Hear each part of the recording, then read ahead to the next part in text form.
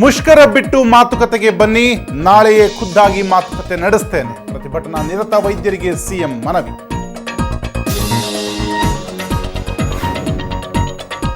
ವೈದ್ಯರಿಲ್ಲದೆ ಅನಾಹುತಗಳ ಸರದಿ. ಚಿಕ್ಕಬಳ್ಳಾಪುರದ ಆಸ್ಪತ್ರೆಯ ಹೊರಗೆ ಹೆರಿಗೆ, ಹಾಸನದಲ್ಲಿ ವ್ಯಕ್ತಿ, ಚಿತ್ರದುರ್ಗದಲ್ಲಿ ಮಗು, ಚಿಕಿತ್ಸೆ ಇಲ್ಲದೆ ಸಾವು.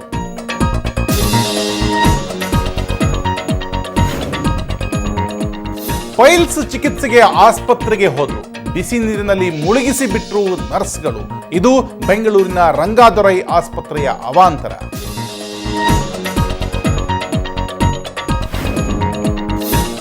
ಮಹಾರಾಷ್ಟ್ರದಲ್ಲಿ ಸರ್ಕಾರ ರಚನೆಯ ಕಸರತ್ತು. ಬಿಜೆಪಿಗೆ ಸಾಥ್ ನೀಡಲು ಒಪ್ಪಿಗೆ ಸೂಚಿಸಿದ ಶಿವಸೇನೆ.